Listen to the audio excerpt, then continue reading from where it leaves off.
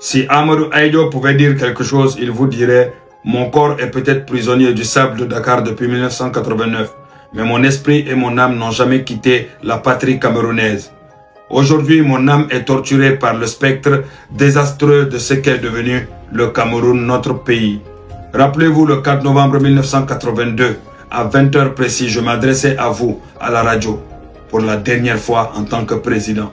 Ce soir-là, j'ai posé l'acte qui allait sceller le destin du Cameroun pour les 40 années à venir. Je vous ai dit, j'invite toutes les Camerounaises et tous les Camerounais à accorder leur confiance à mon successeur Paul Biya. Il mérite la confiance de tous. Quelle erreur tragique. J'ai demandé au peuple de lui faire confiance. Et aujourd'hui, je vois ce même homme devenu un dictateur inamovible, régner sur un champ de ruines. J'ai cru passer le témoin à un bâtisseur. J'ai ouvert la porte au chaos. Je vois mon Cameroun plongé dans l'obscurité, paralysé par la corruption, le pillage à ciel ouvert des caisses de l'État et les guerres de succession. Alors que ma seule obsession pour vous était la discipline. Chaque année, chaque 31 décembre, lors de mes vœux de fin d'année, je vous martelais la même règle d'or. Le Cameroun ne se construira pas par des discours, mais par le travail de ses enfants. Aujourd'hui, le palais de Yaoundé ne produit plus que des discours creux pendant que le peuple souffre. Le pire pour mon âme, c'est de voir la nation se déchirer. Lors des grands congrès à Douala et à Garoua, j'avais levé le ton pour vous prévenir. Le Cameroun est un et indivisible.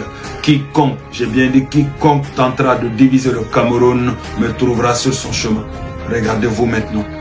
Le tribalisme et la haine identitaire rongent nos fondations, sous le regard complice de ceux à qui j'ai légué le pouvoir. Oui, on m'a trahi. On m'a condamné à mort par contumace. On m'a poussé à l'exil et on refuse toujours de rapatrier mes restes.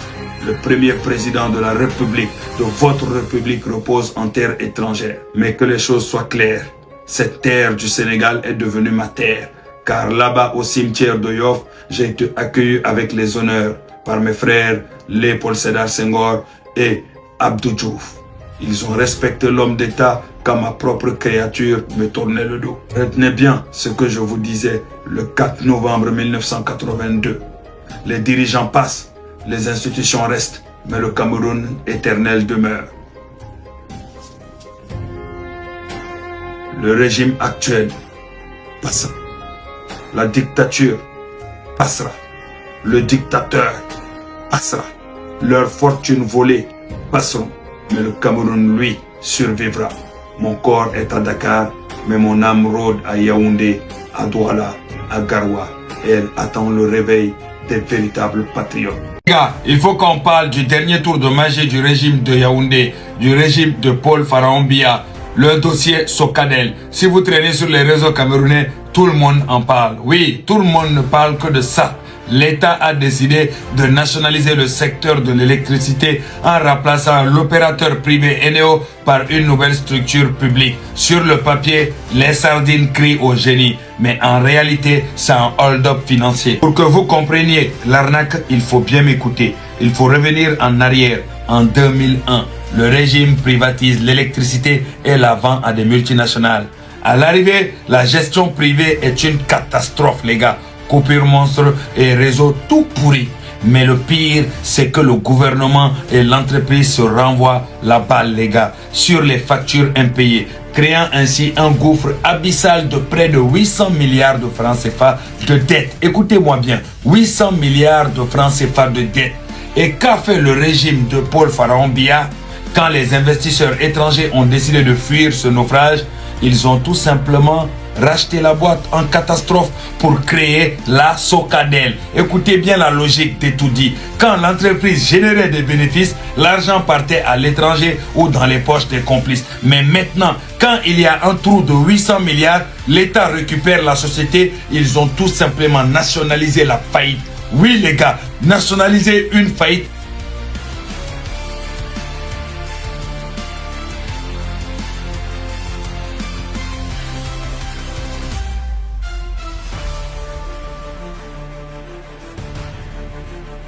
Prenez le tout le jour même où le décret de la Socadel était lu à la télévision nationale, les gars. plus de la moitié de la ville de Douala était plongée dans le noir total. C'est grave, hein? Mais c'est la réalité. Ils ont changé le logo. Ils ont nommé les vieux barons du parti pour gérer les milliards de la relance.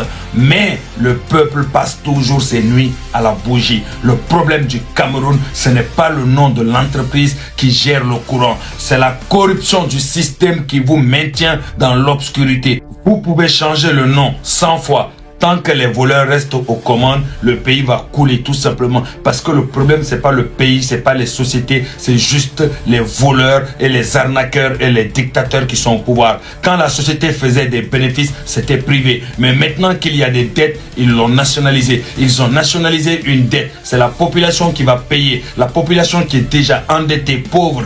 Quand ça rapporte de l'argent, ils l'ont pas nationalisé.